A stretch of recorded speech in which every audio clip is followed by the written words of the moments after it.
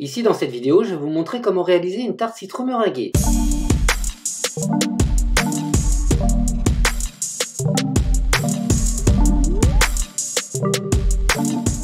Que ça soit une base d'une pâte sucrée ou une base d'une pâte sablée, on va donc déjà la préparer. Donc une fois qu'elle est bien cuite, on va donc la laisser refroidir et ensuite on va la préparer, on va limer les contours. On va évidemment s'assurer qu'il n'y a pas de pâte qui déborde sur les côtés, sinon on donne un petit coup de couteau sans problème.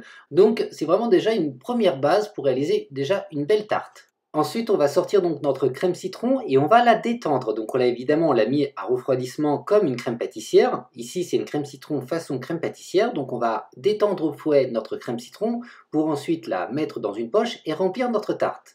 Vous pouvez tout à fait évidemment remplir le fond de tarte sans poche. Vous pouvez juste utiliser par exemple une spatule et ensuite la lisser au-dessus. L'objectif principal est de bien remplir le fond de tarte et ensuite avec une palette bien lisser le dessus. C'est pour ça que c'est important dans un premier temps d'avoir des rebords nets.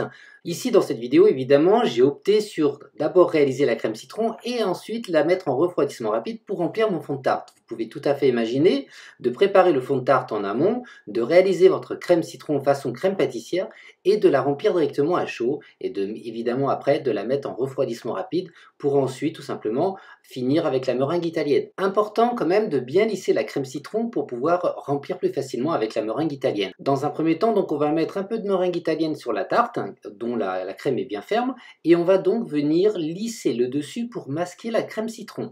La meringue italienne qui va servir pour masquer la crème citron va surtout être là pour protéger votre tarte. C'est très important. Donc on va venir masquer de l'intérieur à l'extérieur. Vous voyez là, on vient récupérer de la meringue du centre vers l'extérieur, tout en tournant évidemment sa tarte pour travailler toujours en face de soi.